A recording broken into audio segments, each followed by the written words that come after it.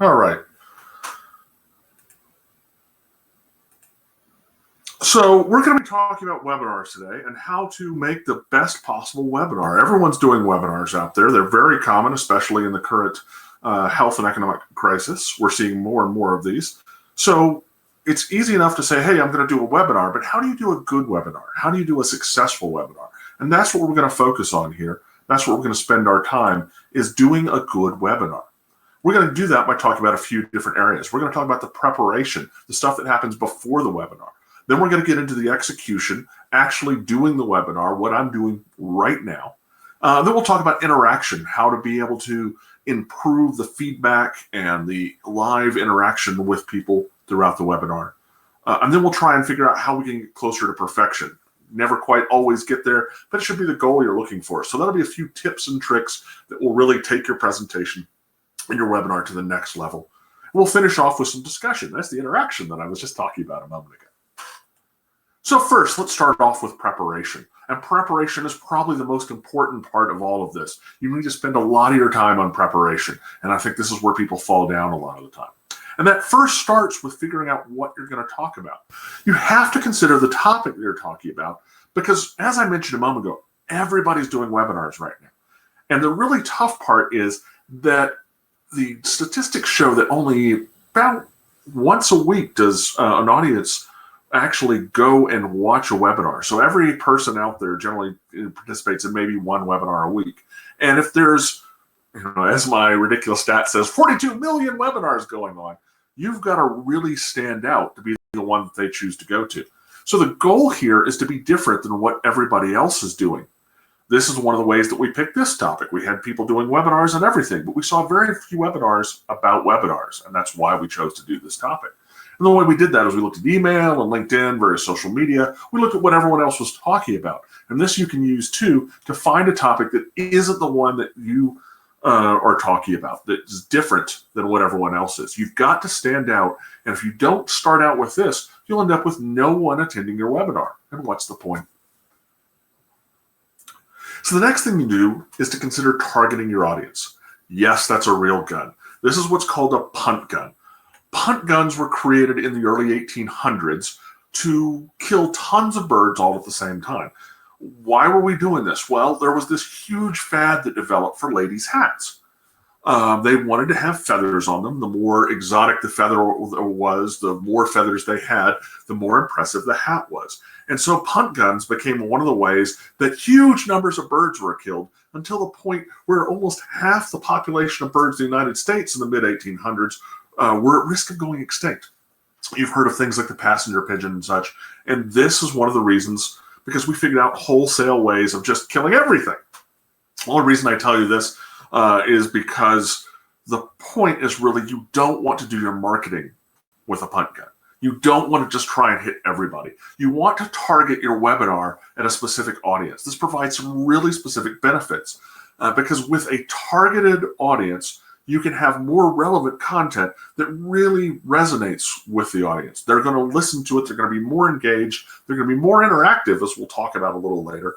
And your message can be more focused at their needs. You've got a reason for providing the webinar. You have a reason for offering it to your audience. And you want to make that as specific on their interest as possible so you get the reaction you're looking for, whether that's engaging, buying something, adding more services, whatever you're trying to accomplish. You can be more focused if you're targeting and not trying to kill everything around with a punt gun. The next thing, and this may seem so obvious, but you build great presentations. You've got to create something that's really, really powerful. And I think that I could do a whole presentation on this alone. And in fact, if you're interested in hearing me do a presentation about doing presentations, let us know, contact us. vmarketing@vertical.com will be the perfect place to go for that, and let us know that you're interested, and we'll do that as a separate topic. But really what you want to do is try to narrow it down to a few points. You want to keep it clean and simple, stay on your message, don't get into a bunch of stuff. A couple of things that I've seen really commonly is we honestly have somebody here at Vertical who loves to put out slides with like 86 bullet points and all the message and everything that's going to be said is there on the screen. And nobody can read that. That's just problematic. You can't do that. You want to keep the list short and simple. Another thing that I've seen is somebody who tries to cram in information everywhere on the screen to the point where they have like images on the top left corner and the bottom right and everywhere. You keep the message to the point. You keep the message on target in your presentation. And another part about that is you want to use genuine emotion. People are most interested, more than visuals, more than how good the slides look, no matter how much I think that that's important. It's really important to me. You want genuine emotion. You want humor. If you can't do humor, do drama or do sincerity. Be excited about what you're talking about. Engage the audience, because that's the most important thing that you can possibly do. And the last thing on building a great presentation is know how you're going to fit your information into the amount of time. A good rule of thumb is if you're doing just a straight presentation, 1 minute per slide. If you're doing other things, you're bringing in other pieces, you probably need to time it a little more rigidly. But you've got to make sure that you're on point and on time. The next thing is to prepare the space you're using. It's very, very important to spend some time. Don't just jump into this. Actually spend some time and make sure you're doing this correctly. So what am I talking about? Well, the first thing is the actual presentation space. You can hopefully see my screen, and you can see behind me, I didn't really worry too much about having a special backdrop. There's software that can give you artificial backgrounds or blur it. I think a lot of that's overkill, but you don't want to have a bunch of stuff distracting going on. You don't want a naked person running behind you. Try and minimize pets, though pets can be enjoyable. My wife likes to say that when our cat Hester jumps up on her desk, it's the most exciting anyone ever gets in her video meetings at this point. But you want to eliminate as many of those isolations and distractions. Don't have a lot of noise going on, and eliminate all that kind of stuff. The next thing to consider, is don't hit the wrong button on the keyboard. The next thing to consider is lighting. There's a lot of stuff that can be said on this, and many experts will tell you what you really need is 3 points of light. You need a light coming from behind the camera, which is your primary light source. You need a fill light coming up to eliminate shadows, and then you need a background light that sits behind you and separates you and gives contrast from the background scenery to you in the foreground. I think that's kind of overkill. Most people aren't going to get into that. But if you really want to take the extra effort, that's the way to do this properly. But honestly, a single light in front of you at an angle so it's not coming straight on, and that provides a little more contrast. If you really want to go crazy, get a big piece of cardboard, stick it on the other side out of range of the camera, and that would do what's called a bounce card, which will bounce some of the light back and eliminate some of the shadows on the other side. I'm just using really great natural sunlight from one side right now, and I think it works all right. But do think about your lighting. You don't want to be dark. You don't want to be covered in shadows. That's not what you want to go for at all. And you really don't want, fluorescent lighting coming down at you straight from on top. That's not going to look good either. That's going to look bad. So there's a couple just real quick thoughts on what your lighting needs to be. But you don't have to go crazy with this and get a ring light and all this kind of stuff unless you really want to. Even more important than lighting your space is a quality internet connection. You've got to make sure your connection is rock solid. You've got to test for jitter and latency. You can't just say, oh, well, hey, I've got a 100 megabit connection. It's great. That doesn't necessarily mean anything. What you need to do is do a test that's going to show you what the actual quality of your connection is. One of the ways to do that is that your conferencing software that you're using to present the webinar ought to provide this capability. They ought to be able to provide you statistics where you can go do some test conferences and then go look at the stats and say, what is what's called my EMOS score, which is a combination of all things that make up the quality, jitter and latency and artifacts, in dropped packets, all those kind of things to tell you if you've got a good connection. If you don't happen to have that in your conferencing software, well, maybe call us. We can help you with that. But the other thing to look at is you could go look at something like speedtestnet.net that I've got listed there. They do provide jitter and latency information. And remember, latency is just the delay between when I send the packets out to you and you're receiving them. If that delay is longer than 100 milliseconds, really, if it's like 90 or above, you're going to have problems. People are going to notice that things are not lining up. It's going to be an issue. So you really want to get an investigator if you have that. That's the simplest level. But we can give you a lot more information. All you have to do is really contact us, and Vertical will be happy to help with that. The last thing I'll mention is a good microphone. Doesn't have to be a special microphone. You don't have to go out and get a special, webcasting microphone or anything, but make sure what you've got is good. Test it ahead of time. Do a call with somebody, have them listen, preferably a couple people, and make sure that you sound good and clear. I'm just using a Microsoft LifeCam up here is my microphone, but people have told me that it's good, clear quality, and so I'm good with it. You've just got to make sure that you've tested it ahead of time and you're comfortable with what you're using. And then the next thing here is practice. Practice is so important.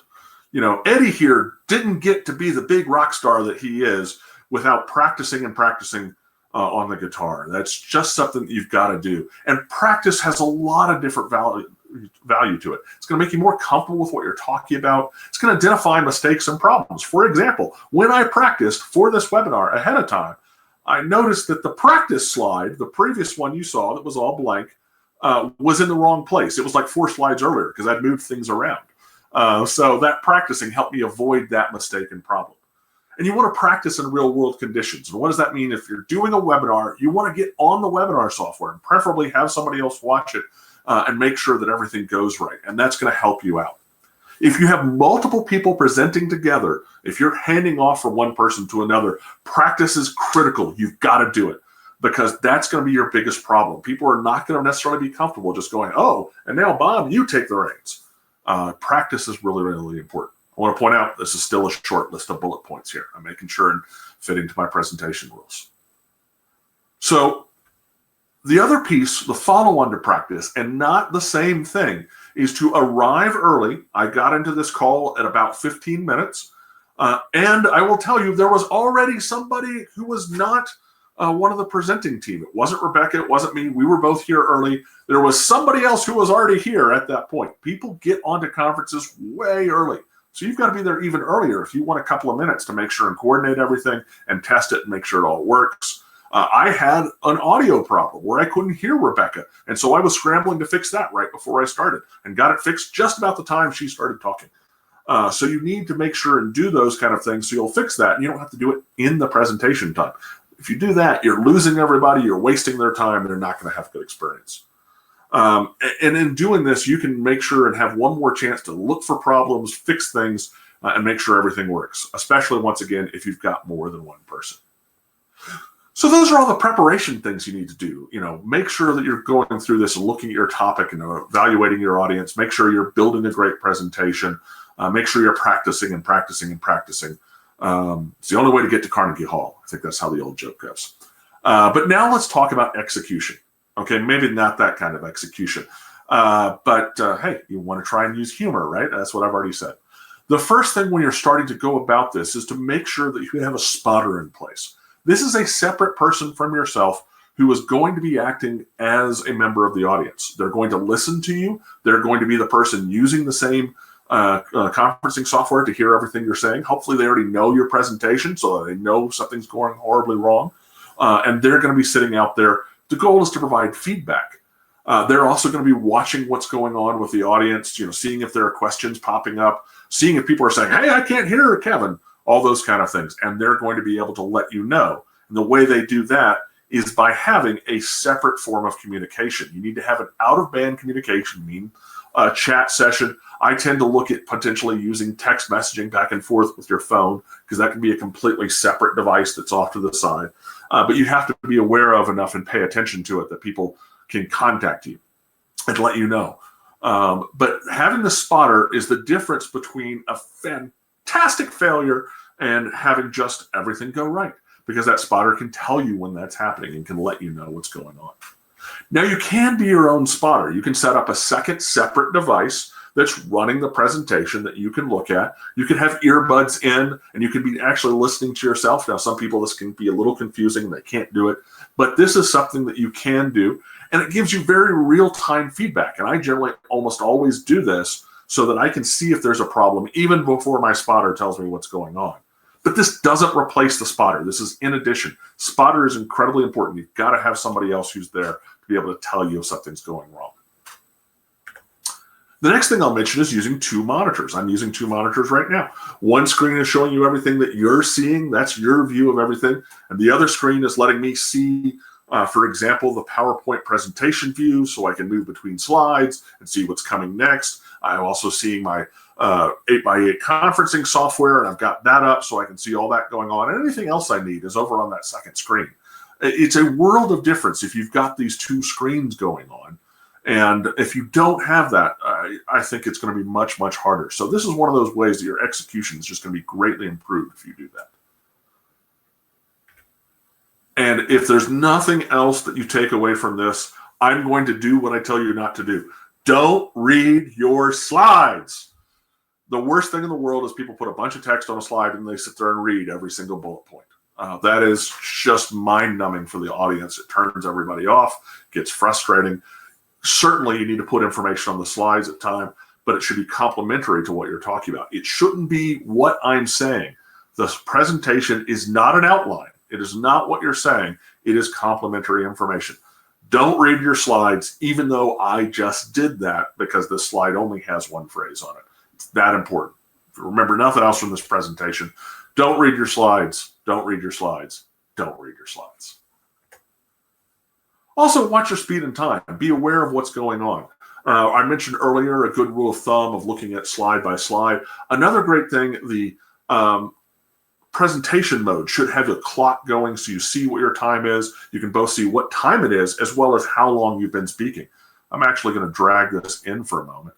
So this is my presentation mode. You'll see I've got time up here that's ticking away, telling me how long I've been going. You can see what slide I'm on. I'm quite a bit ahead of pace on my 1 minute per slide, but that'll change in a minute here with some other slides. And I'll see what time it is so I know how much time I've got left in actual clock time. And this is really important. I can also see the next slide coming up. So this happens to be PowerPoint, but if you're using Keynote on a Mac or you're using Google Slides, almost every single one of them has this presentation mode over there. And it's something that it's very, very valuable to use and allows you to make sure that you're staying on track. And we just saw what the next slide coming up was going to be, which is planning for disaster. Have a plan. What are you going to do when things go wrong? Things go wrong. Do you have a redundant internet connection, something you can pop over to? Do you have a backup presenter if it's that important enough? Or do you maybe just say, hey, look, I've got somebody else who's going to be on the call, but they'll just say, we're going to reschedule this if something goes horribly wrong. You've got to know what your plan is. And even more importantly, who decides? We were on a major presentation the other day for a very, very large customer, and we had some terrible things go wrong. We had, third-party internet connection just blow up on us. The backup connection didn't work. It was just a terrible thing. And one of the key parts there was to make sure that you have a person who owns the decision who immediately jumps in and says, okay, this is not going right. We're switching to our backup plan.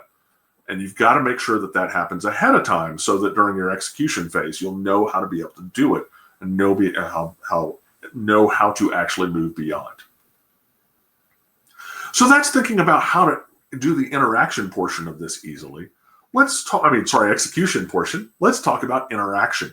Interaction is critical. So a really important statistic that I've discovered is that 92% of people going to webinars expect there to be a live question and answer. That's just part of it. They expect there to be real interaction. So you've got to be prepared for it. You've got to figure out how to do it. And one of those things that I'll tell you about this that's so important is it's generally not the best idea to do that interaction by just leaving a live mic and letting anybody ask questions at any time.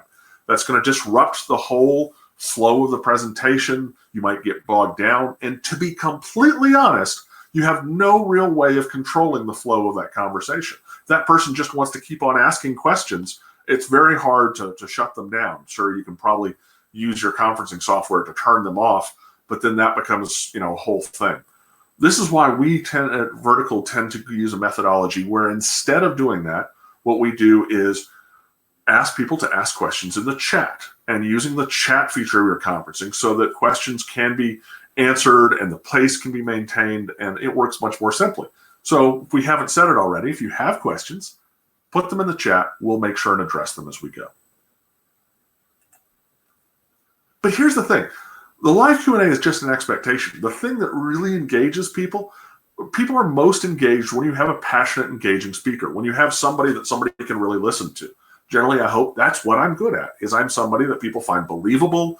I know how to speak in a passionate and engaging tone, hopefully. You may tell me differently. Feel free to let me know that I'm wrong. But this is one of those important parts. It goes back to what I was talking about earlier in preparation, which is build your presentation so that you have some humor, you have some genuine emotion, some things you feel passionate about, like not reading your slides. Have those important things out there, and then people will feel that your presentation is better. By the way, as an aside, 38% of people are interested in real-world statistics like the ones I'm giving you right now. And this is one of those other ways that you can interact with people and make sure that they're engaged by providing those statistics. That's why you'll almost always see this in our presentations, because we know. Another key part is we talked about targeted audiences earlier, and making sure that your presentations and your webinars are focused on a specific audience. And targeted audiences just interact more, they work more successfully. The presentation is one where you've got them asking questions more, they're more interested in it, and they're more engaged. Because let's be honest, how many people right now are half listening to me and doing email at the same time? Be honest, it's true. I know most of you probably are either, you've got your phone and you're looking at it for a moment, or maybe like me, you have multiple monitors and you've got this up on one and you're doing email or working on a document on the other. So the thing is, the more targeted your audience is, the more engaged they're going to be because they're interested in the topic, and you'll get less and less of that. You'll get people more focused on what you're talking about. And another way to deal with that is to use video, just like I'm doing right now. I've got a presentation, but I've also got my talking head in the corner so that you can be engaged with me. And that's very, very helpful. It really does show a significant bump of 10 to 20% more engagement of people in webinars when you're including video in the process. And then don't forget about your spotter. Your spotter is there who can help the interaction process, not just to make sure that you're not going horribly, horribly wrong, but also that spotter has a key role in being able to see that questions are appearing, see what people are talking about, and giving you that pointer in real time, letting you know that something's happening, that something's going on. And that can be so important. And then when you do get to that live Q&A that you need to have, give people time. Make sure that they have time to talk. Make sure they have time to formulate a question. It takes a little bit of time, and people don't like the silence of, oh, does anybody have any questions? But go ahead and give that. It's okay. There's not a problem doing that kind of thing. It's perfectly all right. Give people time so that they can start to formulate the questions. One of the techniques you can use there is have some filler text, something that you can say at the end when you ask people for questions that you fill the air a little bit with. But it's all right to have some dead air there. It's all right to give them that moment. And especially the reality is dead air causes more people to interact. They're more likely to want to fill that so that they will provide questions so that there isn't that sort of uncomfortable dead air. So these are some ways that we can help and improve on interaction. But let's talk about how to get to perfection. Okay, you can't get to perfect perfection. You can't get there, but you always want to be trying to attain it. You always want to be trying to go a little more and going a little more advanced. And so I have a few specific tips. These are things that I've picked up over the years of doing webinars that will really help you out. And the first one is, let's talk about the slide picker view. So this is something that PowerPoint has. You can find in other presentation software. It's just in that presenter view that I was using, and it allows you to move around the presentation ahead of time. So here's, once again, my presenter view, and you'll see there's this little grid icon. This is the slide picker, and I do this. I now can see my whole presentation slide by slide by slide. And if I want to say, hey, look, I'm running behind, I need to go ahead and jump onto the next topic, I can cleanly click on this on my second screen. Nobody even knows I'm doing it, and the whole presentation jumps there. Or if I'm interacting with people and there's a question I found likely to come up, I might have prepared some extra slides ahead of time that I can stick down at the end that I don't necessarily give unless somebody asks the question. And then I can seamlessly jump to that slide, and then I can go ahead and show that to them, and it really makes you look prepared and even more engaged. But slide picker is one of those things that can really take your presentation to the next level. If you want to go even more next level, you can know that you can literally edit the presentation in real time while you're in presentation mode. There is another window, which is the actual presentation here. And if I change this slide while I'm talking to you, while the presentation is in the background there, that slide will update and I can switch to it, and I can literally make things happen that way. I have, in at least one occasion, been doing a on-the-fly presentation. I failed the preparation stage, that's right, that I was talking to people, and as they were asking for stuff, I was creating slides for them that I then showed them seconds later to answer their questions. Now, that's some real next-level stuff, and I don't often do that. Preparation is key, but you can do that, and be aware of those advanced ways your tools can work, because they can be really helpful in making you look very, very impressive. So the next thing I'll talk about is to turn off everything. So how many times have you seen this? You've got somebody who's got a presentation up and all of a sudden their email pops up, right? And now I'm reading about Denise's request for updated project plans and I'm completely distracted and it looks terrible. So turn it off. Silence your smartphone. Take it so that it's not making any noise. I wouldn't even put it on vibrate mode. Just silence it completely. Shut down your email. Turn off your email on your computer. If you're the person presenting, you sure as heck shouldn't be doing email on the other screen. So turn it off. Don't have it there. Turn off notifications on your PC. So this is one of those ones where people are not even aware you can do this. But for example, on Windows, you can come here to the search bar and just type notifications, and you'll see notifications and action settings pop up. When I click on that, I've got a button here for get notifications, and I can turn it off. And now all those annoying little pop-ups that Windows does will stop happening. So you won't all of a sudden have a notification that you didn't even know would occur all of a sudden pop up on your screen, right? So make sure you turn off all those notifications. And then make sure your desk phone is in Do Not Disturb. Go to your UC client. Set it for Do Not Disturb. Make sure that nothing's going to ring in. If you're like me and you literally have multiple phones for multiple systems on your desk, make sure they're all turned off. Having said that, I don't think one of them is turned off. So knowing my luck, it's going to ring. But make sure you've turned it all off so that you're not all of a sudden distracting people by having a ringing phone, an email pop up, an alert that your battery is low, whatever. Just get rid of all of it. Yes, you should also plug in your computer. That's an important one. But you should do more than just plug in your computer for power. You should plug in your computer for internet.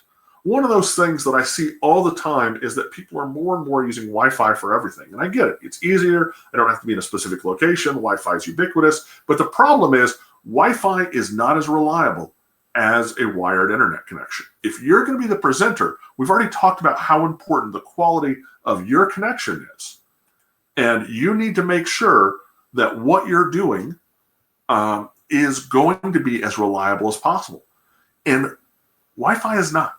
Wi-Fi is a shared resource, which means that everybody else in the house is using it. You might say, hey, look, I've got this, what's called a multiple input, multiple output, or MIMO internet connection through Wi-Fi that's going to give me 300 megabits. I've literally had somebody say that to me recently. And I'm like, yes, but that's shared across every device in your house or your office.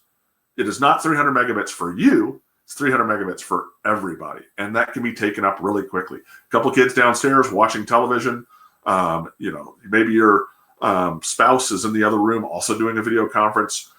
By the way, you should schedule with your family if you're going to be the presenter to make sure none of this is happening. But realize that just about every connection in your house is going through that internet now. And Wi-Fi makes it particularly shared. Even worse, it's using a shared resource of radio bandwidth. So it is using a resource that could be shared with your neighbors next door or with other office people. If you're actually in an office at this stage, you could have people who are on the next floor who are using the same bandwidth that you are, the same radio waves. And so you could be susceptible to interference from them. And then finally, because it's a shared resource, because everybody can transmit it at any given time, it doesn't do QoS prioritization until it gets to the box. And that means that you can have QoS problems with people transmitting back and forth on the Wi-Fi spectrum. So don't use Wi-Fi for presenting. If you want to get to that perfection level, Don't do it, don't do it, don't do it. I've got a gig connection all the way 3 stories down to my basement where my internet connection comes into the house for this exact reason. And then you also want to make sure and follow up. If you really want to achieve perfection, you are trying to accomplish something with this webinar. You may want to bring people on as new clients. You may want to educate and train people. You may want to have people buy additional services. Just depends on what you're doing. But the way to accomplish that is by following up with them.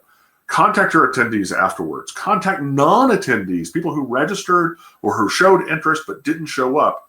Provide a recording. We're recording this right now, as Rebecca said at the very beginning. Provide additional resources. I've already offered a couple of those, but if you're interested in finding out more about how to make a specific great presentation, about how to improve your internet connection, please contact us and we will provide you those additional resources. We're happy to do it. And that recording is particularly important because the statistics show that 29% of your audience is going to be people watching the webinar after the webinar is over. They don't attend at all. They want to do it on demand. So you need to make sure that you have that recording. And then one other good piece of advice is make sure you know where your camera is, because you want to be talking to the camera, as hopefully I've been doing this whole presentation. You don't want to be over here talking to another screen where people are just seeing your side of your face and they're like, who is he talking to? You want your actual communication to be front and center. Now, with 2 monitors, this can be tougher. I've got my camera sitting right in the middle of both those monitors to try and minimize this. But you have to make that consideration of which way are you talking and try and make sure that you're always focused on where your camera is so that people see you talking to them, not I'm over here reading something. This is one of those things that's going to make it a lot better for you. And then my last tip are pauses. It's okay to not say anything for a minute. It's okay to take a second. They can be used for emphasis to really punch up what you're saying. They can be used when you're not sure what you were supposed to say next. If you're like me, I'm getting older and I find I can't remember a word all of a sudden. It's okay to pause. People seem to be afraid, as I mentioned earlier, of a little bit of silence, a little bit of dead air. They're a little bit worried as to what's going on. When that happens, people want to jump in and fill the silence. But it's okay to stop for a minute and just give a second for various reasons. Another purpose to a pause might be once you get into the Q&A, that live interaction, it's all right to take a second and think about what the right answer is rather than immediately jump in there. So remember, it's okay to hold on a second, take a pause, and then speak. I'm not sure I've done that during this whole presentation, but it's one of those things that can really take your webinar to the next level when you're able to use pauses effectively and be able to use them to emphasize things, to take that second to make sure you're not saying something. Because the key part here is you don't want to put in instead those filler noises that people make. You'll notice a lot of professional politicians, celebrities, and speakers have things that they say over and over again. And a lot of those are things that they've learned to say instead of just doing, and I wonder if it wouldn't be better if they just chose silence sometimes. So that's what I've got for you. We've looked at preparation, we've looked at execution, we've looked at how to improve interaction, we've looked at some specific tips to really raise the level of your webinar presentations, and hopefully this has all been helpful. But we want to make sure and cover that interaction piece by giving you a chance to talk about anything that you find important. Questions about what I've said, feel free to disagree with me if you want. There is a chat button down in the lower bottom. You can use that. You see here, the chat button is right there. And send me any questions that you've got. If you've got one of the things that I just talked about that you want more clarification on, or maybe you just want to disagree with me, or maybe you want to bring up something else. You've got a good point that you want to bring up about something that might be worthwhile. Any of those are fair game.